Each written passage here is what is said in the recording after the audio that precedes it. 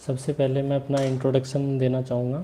मैं Dinesh Kumar UPSC civil service examination 2022 में 889 rank पे मेरा सिलेक्शन हुआ है और कल जो फर्स्ट सर्विस एलोकेशन हुआ उसमें मुझे इंडियन रेलवे मैनेजमेंट सर्विस मिला है और उसमें चांस है कि स्टार मार्क के साथ आया तो माई सर्विस कैन बी अपग्रेडेड।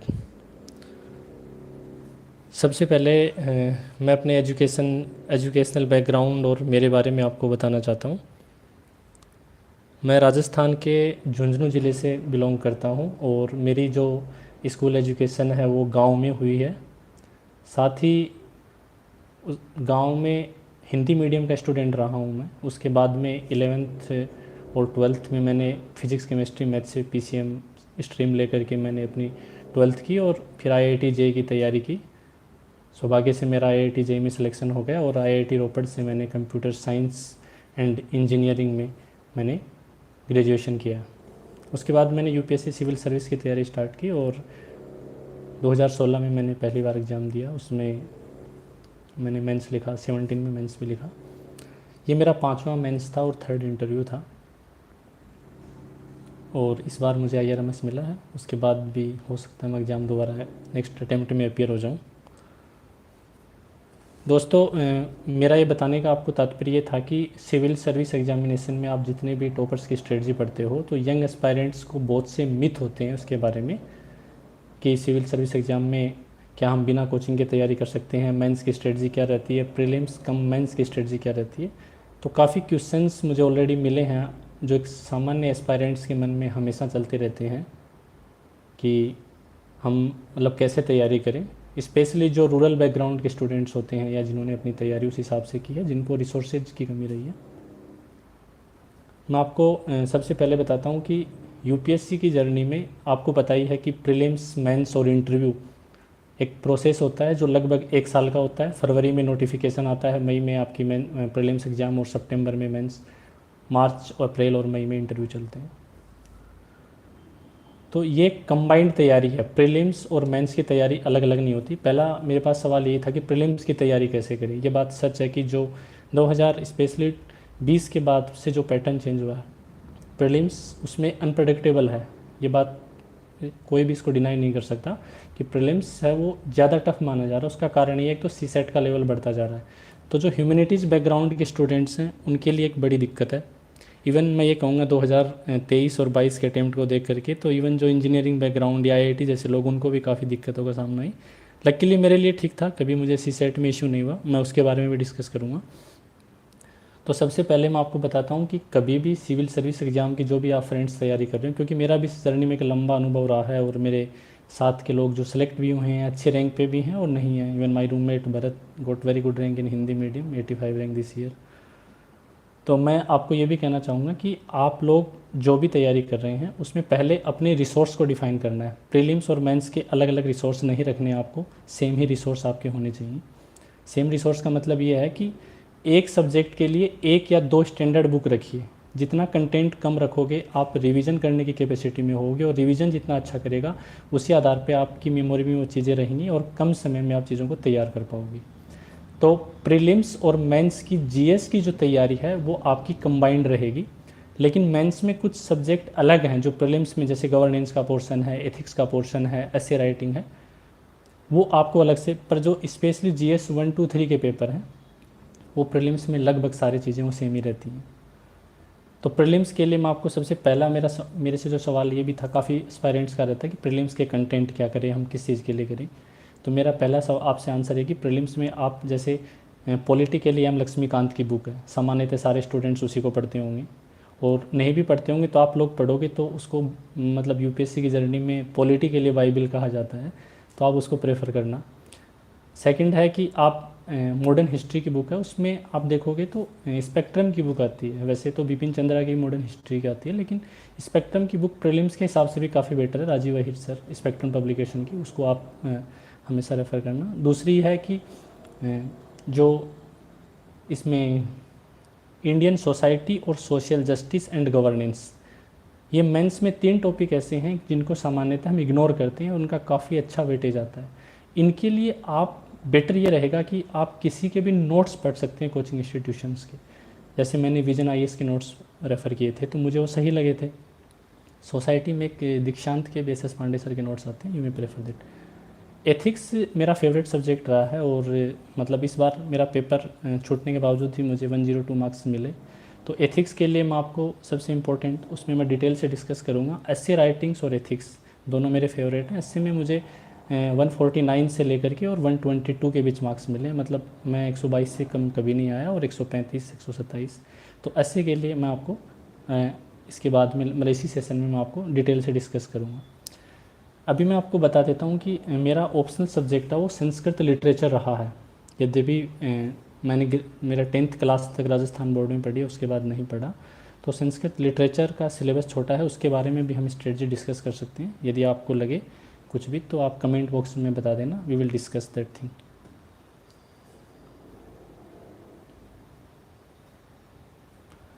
अभी मैं आपको ये बताना चाह रहा हूँ कि सबसे पहले GS 1 की मैंने आपको बुक्स बताई हैं, standard books, polity, modern history.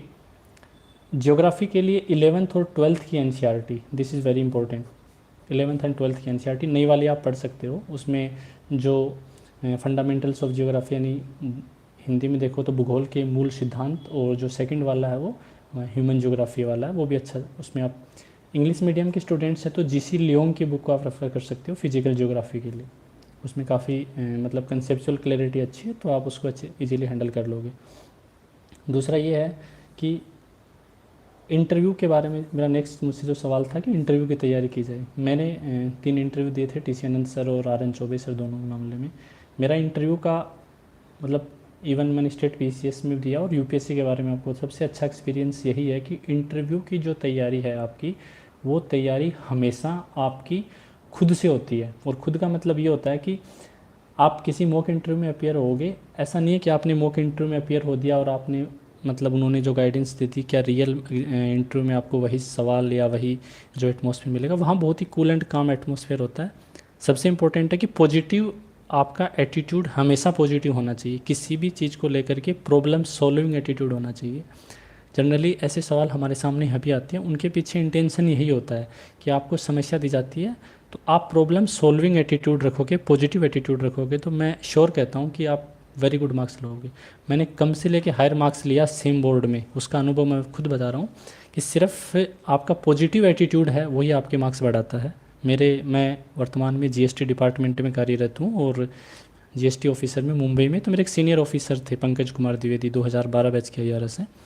He has very good marks, more than 200 2 times in UPSC।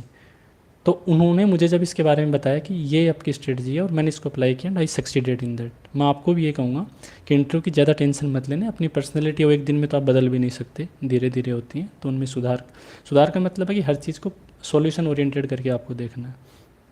अब मैं आपको ये बता देता हूँ सबसे पहले कि सोर्सेज और बुक लिस्ट में आपने दिया वो मैंने आपको ऑलरेडी बताया, उसमें कुछ चीज़ आप ऐड कर लेना। जैसे एथिक्स वाली जो चीज़ें होती हैं, और प्रीलिम्स एथिक्स में क्या होता है कि आप लोग, मैं वापस आपको रिपीट और इम्पोर्टेंट फैक्ट के साथ कह रहा हूँ कि मेरा एथिक्स में स्पेशली मैं अपने आप को अच्छा मानता हूँ।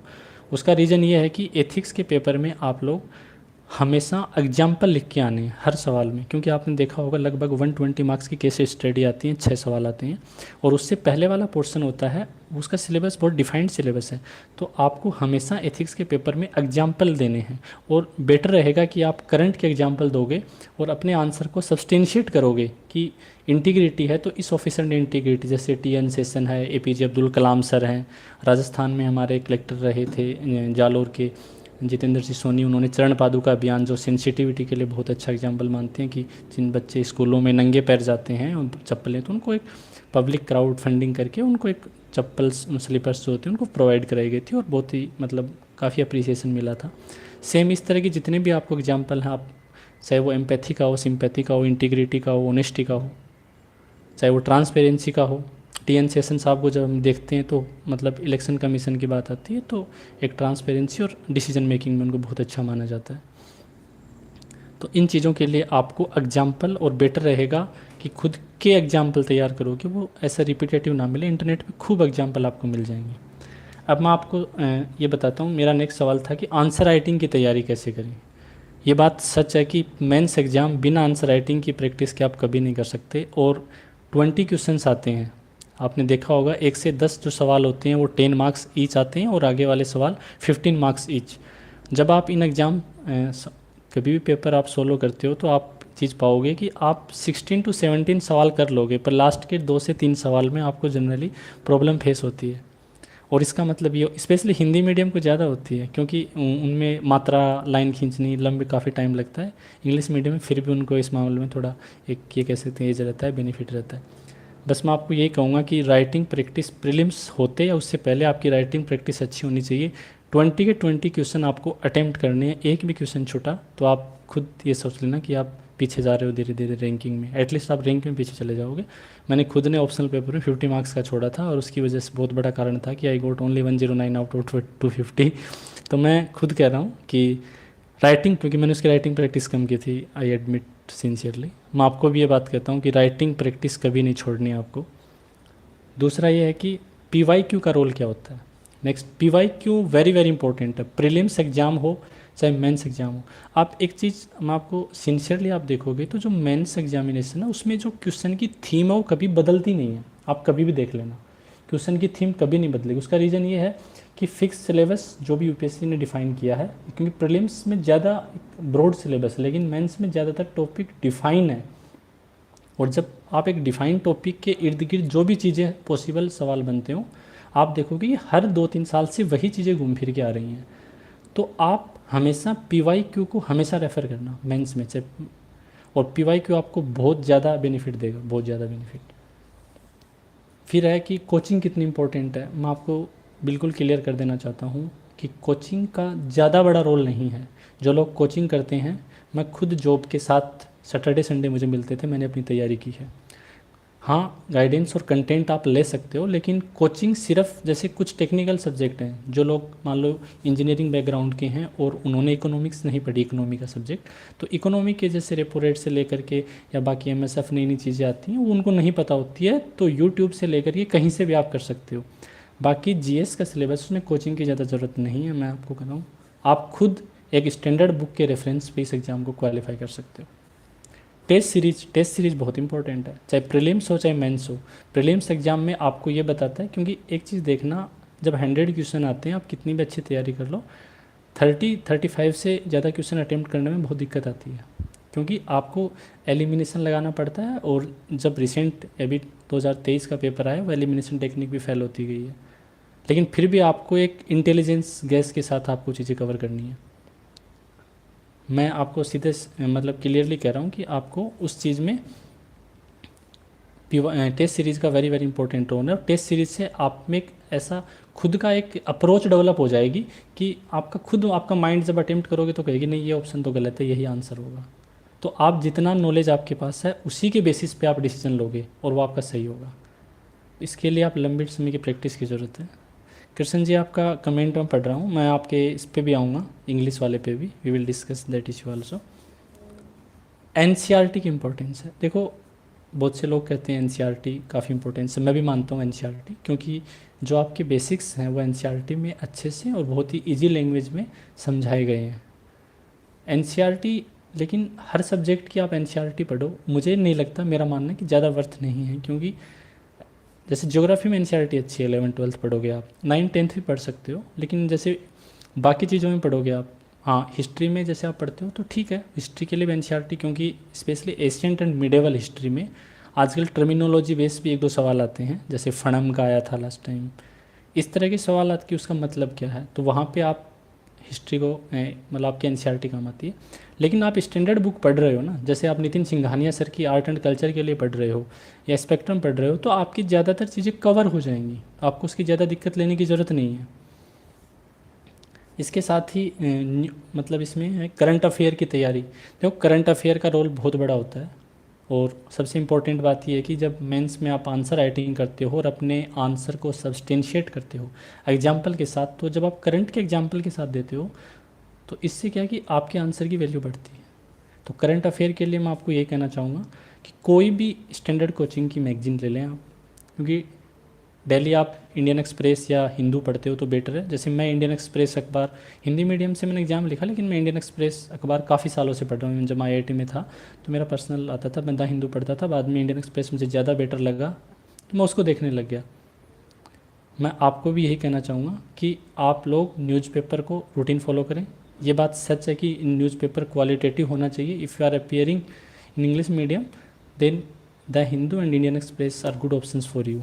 और हिंदी मीडियम वालों के लिए कहूँगा कि आप लोग हिंदी में इतना क्वालिटेटिव दैनिक जागरण का राष्ट्रीय संस्करण पढ़ते थे, पर वो मुझे भी नहीं लगा ठीक है, बट उस लेवल पे तो बेटर है कि आप एक मैगजीन करें।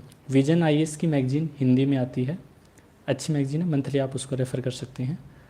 शून्य आईएएस का भी कंटेंट आता है, लेकिन विजन आईएएस हिंदी मीडियम के लिए बेटर है। और इंग्लिश में हो तो आप इनसाइट आईएएस भी पढ़ सकते हो और विजन भी देख सकते हो, या किसी भी स्टैंडर्ड कोचिंग की आप ले सकते हो। फिर मैगजीन वाले मैगजीन मैंने आपको बता दिया कि आप विजन की कर लो। तैयारी कब से स्टार्ट करनी चाहिए? देखो, यदि आपने अपने माइंड में कंफर्म कर लिया कि I have to study for UPSC civil service examination, तो मेक श्योर कि आप अपने कॉलेज के टाइम से, लास्ट ईयर से शुरू कर सकते हो। कुछ लोग कहते हैं हम स्कूल कॉलेज में हैं या वो, देखो इस कॉलेज लाइफ भी आपकी इंपॉर्टेंट है ऑल ओवर डेवलपमेंट के लिए, तो आप उसमें भी अपनी कॉलेज लाइफ पे पूरी ध्यान दीजिए। लेकिन यदि आप फोर्थ ईयर में हैं, लास्ट ईयर आपकी है, या मतलब आपका बीए या बीएससी कर रहे हैं, थर्ड ईयर में है और आपको लगता है, तो you can start from there also. हाँ, उसके बाद आप डेडिकेशन के साथ तैयारी करनी चाहिए। टाइम टेबल कैसे बनाएं? टाइम टेबल का मैं आपको बता देता हूँ कि ये आप पे डिपेंड करता है पर्सन टू पर्सन की। आपके पास, आप किसी जॉब में हैं तो आपके पास समय की किल्लत होगी। यदि आप मतलब फुल्ली डेडिकेटेड आप सिर्फ तैयारी कर रहे हैं तो 8 to 10 आवर्स की स्टडी सफिशिएंट है। क्वालिटेटिव स्टडी आप 8 से 9 घंटे आप पर डे कर पा रहे हो तो इट्स सफिशिएंट, बट क्वालिटेटिव होनी चाहिए, वो सिर्फ दिखावे के लिए नहीं होनी चाहिए। आप उसमें इजीली कवर कर लोगे, with in 1 year complete syllabus कर लोगे। ऑप्शनल का चुनाव है। देखो, यदि आपकी ग्रेजुएशन आपने ह्यूमैनिटीज़ से की है और आप ह्यूमैनिटीज़ सब्जेक्ट को फॉलो करते हो, तो मैं आपको सीधा सीधा यही बताना चाहूँगा कि अपने ग्रेजुएशन की कोई भी अच्छा सब्जेक्ट उठा लें आप, जिसमें आपका इंटरेस्ट हो। ये बात सच है कि एक ही सब्जेक्ट में हम कई बार देखते हैं कि मार्क्स अच्छे नहीं आते, बुरे नहीं आते, मतलब बुरे भी आ जाते हैं, लेकिन ऐसा नहीं है। जैसे हिंदी लिटरेचर करोगे या फिर आप ज्योग्राफी लोगे, तो ज्योग्राफी में आपको जो लोग मिलेंगे जो मोर देन 280 भी हैं और जो 200 से बिलो भी हैं। तो हम इसके लिए यूपीएससी को दोष ना देके खुद पे सोचें कि कुछ हमारे में कमियां रह गई होंगी या हमने उस क्वालिटेटिव आंसर नहीं लिखे, यूपीएससी की डिमांड को फुलफ़िल नहीं किया। तो उसके लिए मैं आपको ये कहूँगा कि ऑप्शनल अपने हिसाब से चूज करें, खुद के साथ। फिर आप कहोगे कि खुद कैसे चूज करें? यदि आपके ग्रेजुएशन के सब्जेक्ट से मैच कर रहे हैं और आपका इंटरेस्ट रहा तो उसको चूज़ कर लें। फिर भी जो इस समय ट्रेंड में है मैं बता देता हूँ, हिंदी मीडियम के एस्पायरेंट हैं तो आपके लिए हिंदी लिटरेचर है। लोग इसमें पॉलिटिकल साइंस भी ले रहे हैं, सोशियोलॉजी, लेकिन पीएसआईआर में लास्ट 2 साल से अच्छे मार्क्स आ रहे हैं। ज्योग्राफी में थोड़ी सी दिक्कत है, मतलब दिक्कत नहीं है कि रिसेंटली नंबर सामान्य तक कम आ रहे हैं, क्योंकि उस लेवल की गाइडेंस होना थोड़ा सा डिफिकल्ट होता है। पर ज्योग्राफी भी अच्छा सब्जेक्ट है यदि आप साइंस बैकग्राउंड के हो। बट मैं, लेकिन ज़्यादातर स्टूडेंट हो हिंदी लिटरेचर। इंग्लिश मीडियम में एंथ्रोपोलॉजी लोग खूब लेते हैं, हिस्ट्री उनके लिए पीएसआईआर है, या आपका लो ऑप्शनल है तो आप लो को भी सब्जेक्ट चूज़ कर सकते हैं। लेकिन ज़्यादातर लोग ह्यूमैनिटीज़ के सब्जेक्ट ही चूज़ करते हैं, मैंने देखा है। एंथ्रोपोलॉजी पिछले 2-3 साल में काफ़ी ट्रेंड पे रहा है। सोशियोलॉजी अच्छा चल रहा है, PSIR political science and international relations ये भी अच्छा सब्जेक्ट है, और इसकी जो बेनिफिट है वो आपको जीएस 2 में भी आपको काफ़ी मिलता है।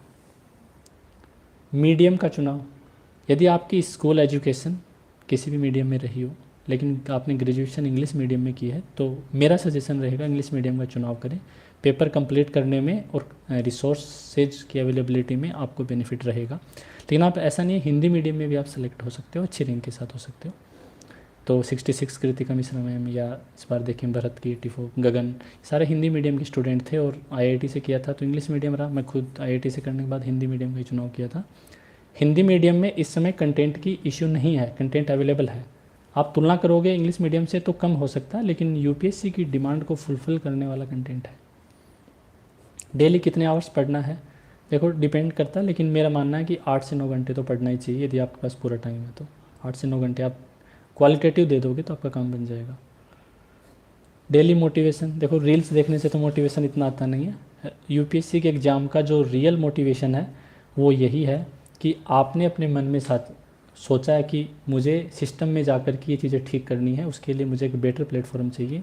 किसी भी डेवलपिंग कंट्री में, स्पेशली इंडिया जैसे देश में, सिविल सर्विस एक बहुत अच्छा माध्यम है। आप किसी भी डिपार्टमेंट में जाओ, आपको काफ़ी अथॉरिटी मिलती है और आप बहुत अच्छे से उन चीज़ों को हैंडल कर सकते हो। यानी आप इंस्टेंट बहुत से रिफॉर्म कर सकते हो। इवन आप IAS IPS में रहते हो तो आपने देखा ही है कि आपके पास बहुत अथॉरिटी होती है और छोटी मोटी चीज़ें तो आप इजीली आराम से सॉर्ट आउट कर सकते हो। तो वो मोटिवेशन वही मिलेगा, पेरेंट्स के लिए मोटिवेशन है, और आपके जो सीनियर या जो फ्रेंड सेलेक्ट हुए हैं उनको देख के आप इंस्पिरेशन लेते हो, वो भी एक मोटिवेशन है। बट हाँ, बाई फोर्स तैयारी कर रहे हो तो आप मत करना दूसरे फील्ड में, क्योंकि लंबी जर्नी हो सकता है, 2 3 4 साल लग जाए, तो उसमें इंस्टेंट मोटिवेशन काम नहीं आएगा। आपका इंटरनल जो मोटिवेशन है वही ज़्यादा बेनिफिशियल रहेगा। दिल्ली जाना ज़रूरी है क्या? देखो, आज के टाइम में दिल्ली जाना ज़रूरी नहीं है। उसका कारण ये है क्योंकि ऑनलाइन इतना मटेरियल आ चुका है अभी, कोचिंग इंस्टीट्यूट से लेकर के टेस्ट सीरीज से लेकर के हर चीज़ ऑनलाइन अवेलेबल है, तो आपको दिल्ली जाने की ज़रूरत नहीं है। हाँ, मॉक इंटरव्यू के समय आप किसी अच्छे संस्थान में अपने हेजिटेशन को दूर करने के लिए दिल्ली जा सकते हो, लेकिन प्रीलिम्स के लिए ज़रूरत नहीं है। मेंस एग्ज़ाम में आपके पास घर पे माहौल नहीं है तो आप जा सकते हो दिल्ली, बाकी इसकी ज़रूरत नहीं है। सिलेबस, देखो सिलेबस वेरी इंपॉर्टेंट। मैं आपको वापस कह रहा हूँ कि स्पेशली मेंस एग्जामिनेशन का, जैसे मैंने पहले भी चर्चा की थी कि सामान्यतः क्वेश्चंस की थीम वही रहती हैं, तो आप सिलेबस को कभी भी आप उसको इग्नोर मत करो। मतलब तैयारी में ये माना जाता है कि यदि UPSC का सिलेबस आपने याद कर लिया तो आपकी 10 से 15% प्रिपरेशन तो ऑलरेडी कंप्लीट हो गई है। और ये बात मुझे भी लगता है कि यदि आपको सिलेबस याद है तो 10 से 15% तैयारी आप कर लोगे, क्योंकि वो चीज़ें आप कहीं घूमते जाओगे तो भी आपको पता लगेगा, न्यूज़पेपर पढ़ोगे तो भी पता लगेगा कि ये एग्जाम्पल मैं GS4 में यूज़ कर सकता हूँ, GS2 में यूज़ कर सकता हूँ, और वो आपके लिए बेनिफिट रहेगा। Revision is very important. देखो, एक बार चीज़ें पढ़ने से याद नहीं होती, तभी कहा जाता है कि आपको 20 किताबें नहीं पढ़नी, एक किताब को 20 बार पढ़ना है, इस तरह की बातें चलती है। उसका मतलब यही है कि रिवीजन इज़ इम्पॉर्टेंट। और रिवीजन इम्पॉर्टेंट कब होगा? जब आप एक बार चीज़ों को अच्छे से पढ़ लोगे, सेकंड टाइम पढ़ोगे, थर्ड टाइम पढ़ोगे, फोर्थ टाइम पढ़ोगे, तो आपका रिवीजन लगातार चलता जाएगा। और रिवीजन के लिए स्पेशली प्रीलिम्स एग्ज़ाम में जब डेटा और फैक्ट की बात आती है तो थोड़ा बहुत आपको देखना ही पड़ेगा। और मेन एग्जामिनेशन है आपकी, मेन एग्ज़ाम में तो मैं आपको यही कहूँगा कि हर चीज़ के, हर टॉपिक के आप शॉर्ट नोट्स बना लो। इसमें नेक्स्ट क्वेश्चन ये भी, नोट्स कैसे बनाएं, क्योंकि प्रीलिम्स तो बहुत ब्रॉड है, लेकिन मेंस एग्जामिनेशन का सिलेबस है, तो आप हर टॉपिक पे यानी मैक्सिमम 25 से 30 पेज आपके उस पर होने चाहिए। इससे क्या होगा कि आप लास्ट टाइम पे रिवीजन करने में आपको आसानी रहेगी, क्योंकि ये बात आप सच है कि आपको 7 to 8 मिनट्स मिलते हैं क्वेश्चन को हैंडल करने के लिए, और आपके पास ज़्यादा चीज़ें आप लिख नहीं सकते। हर क्वेश्चन पे 5 से 7 की टर्म्स हैं, की पॉइंट आपके पास हैं, तो आप इजीली उन क्वेश्चन को लिख दोगे और हैंडल कर लोगे। ये आपके लिए बहुत ज़रूरी है। तो शॉर्ट नोट्स बना लो। फिर आप कहोगे शॉर्ट नोट्स कैसे बनाएं? देखो, आप इस स्टार्टिंग में शॉर्ट नोट्स बनाने लगोगे तो बहुत नोट्स बन जाएंगे। पहले आप पढ़ लो थोड़ा, और जब आप पढ़ लोगे ना तो आपके शॉर्ट नोट्स बन जाएंगे। फिर सैम्पल के तौर पे देखने हैं तो काफ़ी फ्रेंड्स हैं जिन्होंने अपने टेलीग्राम चैनल पे, इवन भरत ने खुद ने, उनके नोट्स मतलब हम साथ ही थे तो हमने रेफ़र किया, उस टेलीग्राम चैनल पे उन्होंने भी डाले हैं, आप वहाँ से भी ले सकते हो, वहाँ कुछ नोट्स मेरे भी होंगे। दूसरा ये है कि उन नोट्स को बनाते समय आप ये दिमाग में रखना कि मुझे चीज़ें, जब मेंस का एग्ज़ाम का आंसर लिखूँ, मान लो आपको PDS पब्लिक डिस्ट्रीब्यूशन सिस्टम, जो अपने राशन का डिस्ट्रीब्यूशन होता है उसमें देखते हैं, तो उस पर आपको याद होना चाहिए कि इसमें मुझे किट टर्म्स लिखनी है, शांता कुमार कमेटी का जिक्र करना है, भारत में कितने हाउस होल्ड को मिलता है, 3-4 डेटा आपके पास अच्छे खासे होने चाहिए, 4-5 कोई कमेटी उससे रिलेटेड है वो होनी चाहिए, तो आपका मेंस का आंसर इजीली प्रिपेयर हो जाता है। आपको प्रॉब्लम क्या है, उसका प्रभाव क्या पड़ रहा है, और उसके सॉल्यूशन क्या हैं, इन 3 चीज़ों में आप अपने आंसर को पूरा कर देते हो, और 7 से 8 मिनट में इतना ही आप लिख पाते हो।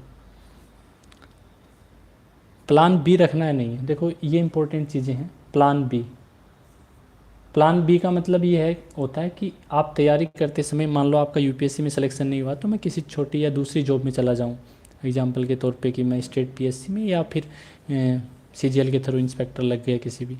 ये सारी चीज़ें आपके उस घर की कंडीशन, आपके सपोर्ट सिस्टम पे डिपेंड करती हैं। मेरा ये मानना है कि 1 या 2 अटेम्प्ट UPSC को फुल्ली देने चाहिए। 2 अटेम्प्ट, जब आपकी तैयारी अच्छी हो जाती है, आप अटेम्प्ट दे लेते हो, उसके बाद आप कोई भी जॉब ज्वाइन करते हो तो आपकी बेसिक्स वगैरह क्लियर हैं, तो आप उस जॉब के साथ तैयारी में कर सकते हो, और ये वेरी इंपॉर्टेंट चीज़ है। तो मेरा खुद का ओपिनियन ये है कि 2 अटेम्प्ट तो आप डेडिकेशन के साथ दो। यदि आपका फाइनेंशियली कंडीशंस आपको अलाउ करती हैं तो आप देना चाहिए। उसके बाद आप प्लान भी ले सकते हो, क्योंकि अनप्रडिक्टेबिलिटी इस एग्ज़ाम में ऐसा भी नहीं कि आप 6 अटेम्प्ट आपके एग्जॉस्ट हो गए आपका सिलेक्शन हो गया, इट्स नॉट नेसेसरी। आपका इंटरव्यू, मेरा इंटरव्यू का एक्सपीरियंस काफ़ी अच्छा रहा था। मैं आपको बता दूं कि मेरे को RN चौबे सर के बोर्ड में था लास्ट इंटरव्यू, और मेरा इस बार भी। और आपको शायद यूपीएससी की जर्नी में पता होगा कि इस समय one of the toughest board माना जाता है, क्योंकि वो डैप से बहुत कम सवाल पूछते हैं, डैप को देखते भी नहीं हैं। उनके में क्वेश्चन का रेंडमाइजेशन ज़्यादा चलता है। लकीली मेरा काफ़ी लंबा इंटरव्यू चला, 40 मिनट्स के राउंड था, और मतलब मैंने काफ़ी सक्सीड रहा और काफ़ी अच्छा लगा। तो इंटरव्यू का एक्सपीरियंस मेरा बहुत बढ़िया है। आपके लिए भी मैं ये कहूँगा कि जब आपके मेंस एग्जामिनेशन आप क्वालिफाई कर जाएं तो करंट के मुद्दे पे, आपके होम स्टेट पे, होम डिस्ट्रिक्ट पे, आपके ऑप्शनल सब्जेक्ट पे और ग्रेजुएशन पे, इन चीज़ों पे आपकी कमांड अच्छी होनी चाहिए। रेस्ट लीव टू गॉड, बाकी तो भगवान ही जाने, लेकिन इन पे आपकी कमांड अच्छी है तो इस बात के पूरे पूरे चांस हैं कि आपका इंटरव्यू है वो 80 to 90% इन्हीं पे चलेगा। और इन पे चलेगा तो आपकी चीज़ें अच्छे से हैंडल हो जाएंगी, कोई दिक्कत नहीं आएगी। बाकी रैंडम क्वेश्चन कोई आउट ऑफ ट्रैक है तो उसका मुझे नहीं लगता ज़्यादा इम्पैक्ट पड़ता है क्या, पर आपकी फील्ड से कोई सवाल पूछा और आपने आंसर नहीं दिया तो उसका एक नेगेटिव इम्पैक्ट हो सकता है। यदि आप पुनः यूपीएससी दोगे तो क्या नहीं करना चाहोगे? देखो मैं आपको बता दूं कि पहली बात तो ये है कि मैंने ऑप्शनल में टेस्ट सीरीज एक भी टेस्ट नहीं लिखा, दो, जिसकी वजह से मेरा क्वेश्चन पेपर छूटा और उसका खामियाजा मुझे भुगतना भी पड़ा। मैं आपको ये कहूँगा, मेरा यही रहेगा कि टेस्ट सीरीज़ की प्रैक्टिस अच्छी करना। दूसरा, सिलेबस को थोरोली तैयार करना। किसी भी टॉपिक की अहमियत कम नहीं होती यूपीएससी में, आप उसको अच्छे से तैयार करोगे। अब मैं आपको एक एस्से के बारे में स्पेशल से बताना चाहूँगा, क्योंकि एस्से राइटिंग में यूपीएससी में मुझे 149 भी दिए थे और उसके बाद 130। मतलब मैं एक भी एस्से दो एस्से प्रैक्टिस के लिए नहीं लिखता हूँ, और मैं जनरल एग्जाम में लिखता हूँ और मेरे को 125+ मार्क्स आ जाते हैं। और कई टॉपर्स को मैंने देखा बहुत अच्छे मार्क्स हैं, बट एस्से राइटिंग में उनके इवन बिलो 100 मार्क्स भी हैं। ऐसे में मेरी सीधी स्ट्रेटजी क्या होती है कि मैं ऐसे कोटेशन से स्टार्ट करता हूँ, या कोई भी करंट में ऐसी कोई इंसिडेंट हुई है जो तुरंत ध्यान को अट्रैक्ट करती है, आकर्षित करती है, उससे स्टार्ट करता हूँ। जब आप कोटेशन से ऐसे को स्टार्ट करते हो और वो बिल्कुल रेलेवेंट होना चाहिए, आप ये याद रखना, रेलेवेंट, बिल्कुल रेलेवेंट होना चाहिए। उसके बाद में आप एक थ्रेड के साथ ऐसे चलता है पूरी, यानी फ्लो नहीं टूटना चाहिए। नेक्स्ट पैरा आपके अर्लियर पैरा से लिंक होना चाहिए। और जब आप ऐसे को इसी तरीके से लिखते हो तो आप ये मान के चलिए कि आपके ऐसे में फ्लो नहीं टूटा तो आपके मोर देन 100 तो किसी भी हालत में आपके आएंगे। दूसरा कि उसकी डायमेंशन खोलनी है आपकी, और डायमेंशन यूपीएससी का जीएस का सिलेबस ही है। हिस्ट्री खोलो, ज्योग्राफी, एनवायरनमेंट, पॉलिटी, इकोनॉमी, जो भी आपके डायमेंशन है सारे डायमेंशन खोल दो, यानी उस टॉपिक से रिलेटेड सारी चीज़ें लिख दो। अब बात यह है कि वर्तमान में जो ऐसे राइटिंग का ट्रेंड है या निबंध जो पूछे जा रहे हैं उसमें क्या हो रहा है कि खुद ही वो एक कोटेशन देते हैं और उसी के आधार पे आपको ऐसे लिखना है। अब करंट के टॉपिक्स वाला सीन तो रहा नहीं, पिछले आप 2-3 साल से ट्रेंड देखोगे तो वो भी बहुत अच्छा ट्रेंड है, उसमें कोई दिक्कत नहीं है। जैसे मान लो जैसे आते मन के हारे हारे मन के जीते जीत, सिर्फ एक लाइन उठा दी और इसका पैसे लिखना पड़ेगा, या कोई कोटेशन दे दिया, मतलब अब्दुल कलाम का उठा लिया या फिर बेंजामिन फ्रैंकलिन, किसी का भी ले सकते हैं वो, तो उस ऐसे में आपको दिक्कत नहीं है। पहले आप उसके हर वर्ड को अलग अलग ओपन कर लो। मैं क्या करता हूँ कि जो लास्ट के पेज होते हैं रफ वाले, उसमें पहले उसका जो इंट्रोडक्शन होता है इससे, यानी पहला पेज जो मुझे लिखना है, प्रस्तावना जिसको कहते हैं, मैं वो लिख लेता हूँ, उसमें वहीं काट छाँट कर लेता हूँ। वो मेरी स्टैंडर्ड, मतलब मेरा फर्स्ट पेज बहुत अच्छा होता है। उसके बाद कोशिश करता हूँ कि उससे रिलेटेड 4-5 मुझे कोटेशन मिल जाए। मैं संस्कृत की कोटेशन भी यूज़ करता हूँ, इवन आप इंग्लिश के कर सकते हो हिंदी में, और इंग्लिश वाले संस्कृत और हिंदी के भी कोटेशन यूज़ कर सकते हो आप। उसके बाद में वो कोटेशन हर पेज में मेरा प्रयास रहता है कि मैं 1 से 2 कोटेशन रखूं, बिल्कुल रिलेवेंट नहीं है तो रहने दो, आप मत डालना। और उसके बाद में आप लगभग 10 से 11 पेजेज में आप ऐसे को कवर करोगे, इजीली हो जाएगा आपका 10 से 11 पेज। फिर उसमें जैसे आप हिस्ट्री के डायमेंशन आपने ओपन कर दी, फिर आपने यदि पॉलिटिकल उसका एंगल है तो उस पर कर दी। रामायण और महाभारत का काफ़ी अच्छा यूज़ करता हूँ मैं ऐसे में, आप भी कर सकते हो किसी भी ऐसे में, क्योंकि हर चीज़ उनसे लिंक होती है। एशियंट हिस्ट्री हमारी है, modern history, freedom struggle, Gandhi ji वगैरह काफ़ी अच्छी यूज़ कर सकते हो। तो इनको आप ऐसे राइटिंग में अच्छे से यूज़ करना, आपका ऐसे तैयार हो जाएगा। एक चीज़ मेरे पास क्वेश्चन आया था कि एनवायरनमेंट का एक इशू रहता है। एनवायरनमेंट में देखो, English medium generally Shankar ice को रेफ़र करते हैं, और शंकर आइस की अच्छी बुक आती है, मैंने खुद ने उसको रेफ़र किया था। हिंदी मीडियम में भी इस समय दृष्टि की जो क्विक बुक है वो भी अच्छी बुक है, आप दृष्टि कोचिंग की मार्केट में मिलती है, आप उसको भी रेफ़र कर लेना। पहले एस के ओझा की भी आती थी वाणी प्रकाशन की, लेकिन आजकल काफ़ी बुक्स आ रही हैं। तो इसमें मैंने उस बुक को देखा और काफ़ी अच्छी लगी, तो दृष्टि वाला आप यूज़ कर सकते हो एनवायरनमेंट के लिए। और एनवायरनमेंट के, क्योंकि इंडियन फॉरेस्ट सर्विस का प्रीलिम्स भी आपको पता है इसी से होता है, तो काफ़ी सवाल पूछे जाते हैं उसमें, तो आप उसको कर लेना। आपको मोस्टली मोटी मोटी चीज़ें मैंने बता दी हैं। सोशल मीडिया का यूँ सोच, देखो सोशल मीडिया आप पे डिपेंड करता है। मेरा ये मानना है कि जब तैयारी करूँ ज़्यादा एक्टिव ना रहें। मैंने खुद ने सिलेक्शन के बाद ही सोशल मीडिया अकाउंट ओपन किए थे, उससे पहले मेरे डीएक्टिवेट ही थे। आपको भी मैं यही कहूँगा कि सोशल मीडिया अकाउंट को ज़्यादा यूज ना करें। हाँ, आपको फिर भी लगा तो आप 20-25 minute, half an hour per day, मुझसे ज़्यादा नहीं। रील देखने में टाइम निकल जाएगा तो स्टडी नहीं कर पाओगे। आप लोगों की जो सवाल है मैं एक बार उनको ले लेता हूँ, काफ़ी लोगों ने कुछ लिखे हैं। प्रीलिम्स स्मार्ट स्ट्रेटजी, देखो न्यू ट्रेंड, ये रंगलाल जी का सवाल उन्होंने सही लिखा है कि प्रीलिम्स का जो न्यू ट्रेंड है उसमें कुछ भी पूछा जा रहा है। देखो स्मार्ट स्ट्रेटजी कुछ नहीं है, स्मार्ट स्ट्रेटजी है कि आपके बेसिक्स कवर होने चाहिए। पहले हम जैसे current affair oriented question paper ज़्यादा कर लेते थे, बेसिक्स आपके क्लियर हैं और प्रैक्टिस ज़्यादा है तो आप उस आंसर तक चले जाओगे। क्योंकि अब ऐसा नहीं है कि एलिमिनेशन काम कर रहा है, स्पेशली 2023 से, इसी कारण कट ऑफ डाउन आती जा रही है। तो इसकी स्मार्ट स्ट्रेटजी है कि बेसिक्स शुड बी स्ट्रॉन्ग। आपके बेसिक्स क्लियर हैं तो इस बात के पूरे पूरे चांस है। और फिर कुछ 2-3 सब्जेक्ट आपके बहुत स्ट्रॉन्ग कर लो। अब जैसे मैं बताता हूँ, इंडियन पॉलिटी है, पॉलिटी आप बहुत अच्छी कर सकते हो। ज्योग्राफी है, क्योंकि उसकी जो फंडामेंटल ज्योग्राफी है उसके डिफाइंड है उसकी चीज़ें, उसको बहुत स्ट्रॉन्ग कर सकते हो। और modern history and freedom struggle, जिनमें सबसे ज़्यादा सवाल हिस्ट्री में आते हैं, उनको आप अच्छे से, आपके 3 से 4 चीज़ों पे अच्छी पकड़ है। और इकोनॉमी की जो टर्मिनोलॉजी है उस पर, तो आप इजीली क्वालिफाई कर जाओगे।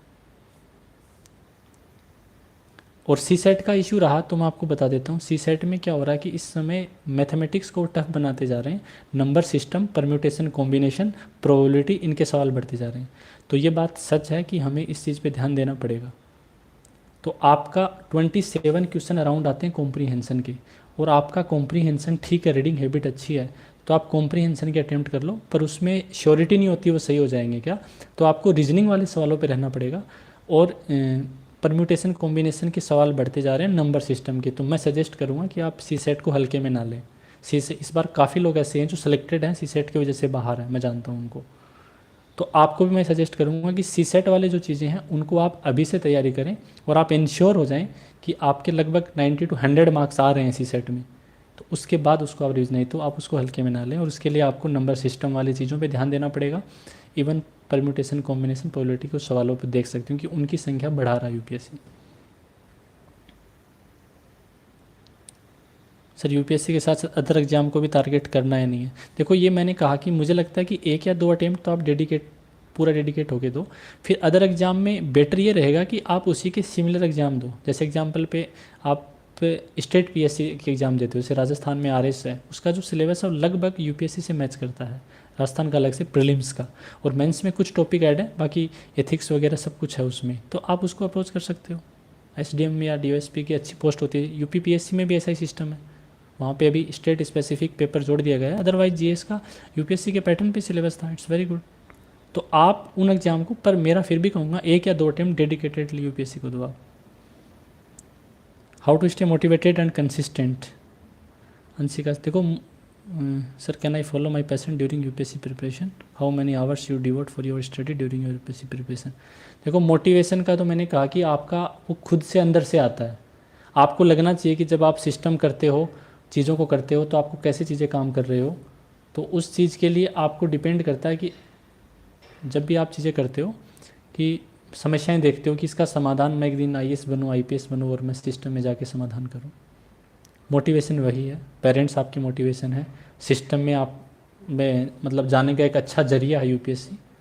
दूसरी बात, यदि आप कुछ चीज़ें पढ़ोगे और जब जीएस पढ़ोगे ना, और आपको देश की समस्याओं से पता लगेगा, तो डेफिनेटली आपका मोटिवेशन ज़्यादा बढ़ेगा कि यार मुझे सिस्टम में जाना चाहिए और इन चीज़ों को सुधार। जब हम हमारा मेल न्यूट्रिशन देखते हैं, लिटरेसी रेट देखते हैं, हेल्थ इंफ्रास्ट्रक्चर देखते हैं, एजुकेशन देखते हैं, तो आपका मन करता है कि भारत में चीज़ों को ठीक करना, और सिविल सर्विस एक अच्छा जरिया है वहाँ तक जाने का, तो आपका मोटिवेशन डेफिनेटली बढ़ेगा।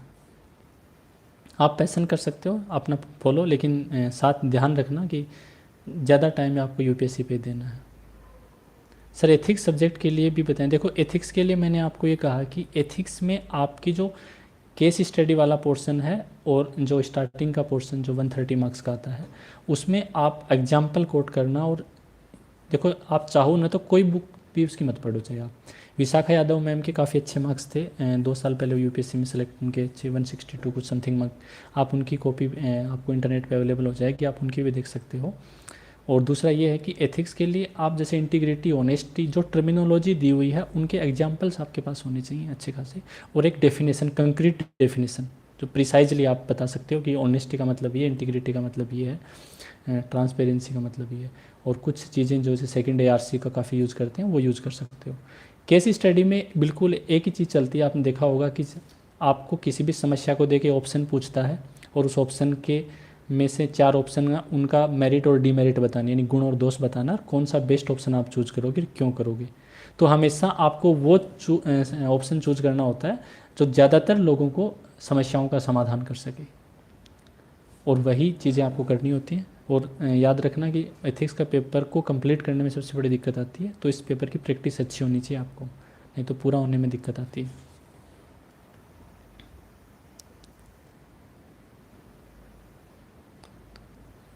तरुण जी, आपका सवाल ये है कि आपको मीडियम कौन सा चूज करना चाहिए। देखो आप इंग्लिश में कंफर्ट हो, जैसे आपने लिखा I am good in English, तो आप डेफिनेटली इंग्लिश मीडियम को चूज़ कर सकते हो। अच्छा मीडियम है इंग्लिश मीडियम, उसमें रीज़न ये है कि कंटेंट की अवेलेबिलिटी अच्छी है, पेपर टाइम से पूरा हो जाता है, तो आप इंग्लिश मीडियम को चूज़ कर सकते। मेरा सजेशन रहेगा go with English medium. Answer writing में आप कैसे करो, देखो ज़्यादा टॉप और हार्ड लेवल की इंग्लिश की ज़रूरत नहीं होती है।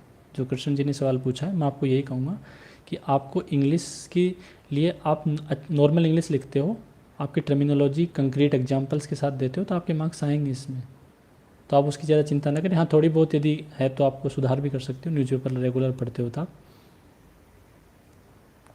सर सेक्शनल टेस्ट में कितने नंबर, देखो टेस्ट, सेक्शनल टेस्ट की टेंशन छोड़ दो, मैं आपको कह रहा हूँ कि सेक्शनल टेस्ट की टेंशन छोड़ दो, क्योंकि कोचिंग का जो पेपर सेट होता है और जो रियल एग्जाम का होता है उसमें डिफरेंस होता है अलग अलग।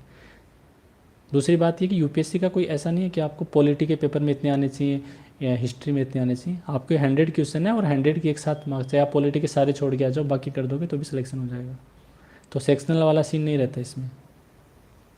इकोनॉमिक की रीडिंग के बाद भी पीवाई की सोल्व नहीं हो रही, इसका मतलब आपने टर्मिनोलॉजी पे ध्यान नहीं दिया। मंजीत जी मेरा आपसे यही मतलब आग्रह रहेगा कि आप अपनी इकोनॉमिक की जो टर्मिनोलॉजी देखो। मुरनाल सर के वीडियो काफ़ी अच्छे हैं, मैंने उनके पढ़े थे, यूट्यूब पे थे, अभी भी शायद होंगे उनके यूट्यूब पे।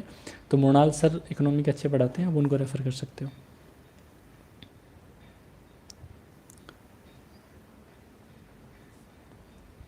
सिंह साहब ने सवाल पूछा कि what kept you motivated for this examination and how you maintained consistency during your preparation. देखो इस मेरे को खुद का मोटिवेशन तो यही था, मैं आपको सीधे शब्दों में कहूँ कि मुझे सिस्टम में जाने के लिए पहले से मेरे ड्रीम था कि जब मैं गांव में रहता हूँ समस्याएं देखी तो एक अच्छा माध्यम है मेरे लिए। तो मैं आपको ये कहूँगा कि मेरे लिए तो मोटिवेशन ये था कि मैं उस माहौल में जिया हूँ जहाँ मुझे लगता है कि प्रशासनिक अधिकारी बन के समस्याओं का समाधान किया जा सकता है। तो मुझे और आज भी वो चीज़ें मोटिवेट करती हैं कि मैं सिस्टम में जाऊँ, उसका हिस्सा बनूँ और चीज़ों को ठीक करूँ। मतलब हम सिस्टम को क्रिटिसाइज़ करना आसान होता है, लेकिन उस सिस्टम को समाधान निकालना और उसके लिए मेहनत करके उस पायदान पे जाना वो हमारे लिए अच्छा है। कंसिस्टेंसी आपकी हमेशा, कंसिस्टेंसी मेंटेन कैसे रहेगी, कंसिस्टेंसी आपकी मेंटेन तभी रहेगी जब आपका मोटिवेशन लगातार बना रहेगा, और वो मोटिवेशन आपका अंदर से आना चाहिए। बाकी आपके और कोई भी सवाल हैं तो आप पूछ सकते हो। ऑनलाइन कोर्स, देखो ऑनलाइन कोर्स आप बिगिनर के लिए लेना चाहो तो ले सकते हो, आप पे डिपेंड है। ये मैं नहीं कहता कि आप ऑनलाइन कोर्स नहीं ले सकते, आप स्टैंडर्ड बुक भी रेफ़र कर सकते हो। इफ़ यू कैन अफोर्ड आप ऑनलाइन कोर्स ले, definitely it will be beneficial for you, because there are many, I have already said कि many terminology like economy, even environment also. तो यदि एक बार आपने अच्छे से पढ़ लिया ऑनलाइन में, तो फिर आप रिवीजन के माध्यम से या टेस्ट सीरीज़ के माध्यम से लगातार उनमें इम्प्रूव कर सकते हो। 2024 तक हाँ बिल्कुल कवर सकते, क्योंकि 2024 का जो एग्ज़ाम होता है वो मई में होता है, मई जून स्टार्टिंग में रहता है हमेशा, तो आप आराम से कवर कर सकते हो, उसके लिए डेफिनेटली कवर कर सकते हो। तो उसकी दिक्कत नहीं है। पराग जी ने कहा कि sir UPSC subject wise test में मार्क्स अच्छे नहीं आते, एनी एडवाइस। देखो यदि आपके साथ ये इश्यू कि सब्जेक्ट तो कौन से सब्जेक्ट में नहीं आ रहे, तो आप अपने आप पे पूछो कि कहीं ना कहीं तो आप लेक कर रहे हो। अपनी जो भी शॉर्ट कमिंग्स हैं उनको फाइंड आउट करो, उन पे काम करो और नेक्स्ट टाइम अपीयर हो, डेफिनेटली आपके मार्क्स इंप्रूव होंगे। ऐसा सभी के साथ होता है, आपके साथ नहीं है, होता है, हो जाएगा। स्टैंडर्ड बुक पढ़ने के लिए देखो सीधी सी बात है, जब भी आप कोई भी स्टैंडर्ड बुक पढ़ते हो तो वो एक बार में तो ऐसा नहीं है कि आपको सारी चीज़ें याद रह जाएंगी, आपकी मेमोरी में रिटेन रह गई। तो आपको बार बार पढ़नी पड़ेगी। पहली बार में आप बुक को समझ लो, उसके कंसेप्ट समझ लो, फिर कुछ उसमें चीज़ें ऐसी हैं जो आपको याद रखने वाली, तो उनको याद कर लो, हो जाएंगी स्टैंडर्ड बुक में, उसमें कोई दिक्कत नहीं आएगी आपको। और नोट्स की जहाँ तक बात है, मैंने ऑलरेडी बताया कि आपका मेंस का सिलेबस अपने टेबल पे रख लो, प्रिंट आउट निकाल के चिपका लो, और subject specific, topic specific notes बनाओ आप। और वो नोट्स इस तरीके से बनाओ कि आप अच्छे से बना सको, ताकि आपके भविष्य में 2-3 साल ज़रूरत पड़ जाए तो उसके बाद भी काम आ सके।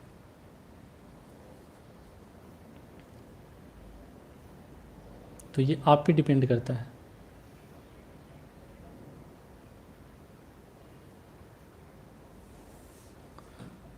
और आंसर राइटिंग वाली देखो, सबसे पहले है ना, मेरा ये मानना, लोग पहले ही आंसर राइटिंग शुरू कर देते हैं। देखो नॉलेज आपको नहीं है, चीज़ों के बारे में जानकारी नहीं है, तो आंसर राइटिंग का कोई फ़ायदा नहीं है। पहले आप अच्छे से पढ़ो, उसके बाद आप आंसर राइटिंग करना स्टार्ट करो।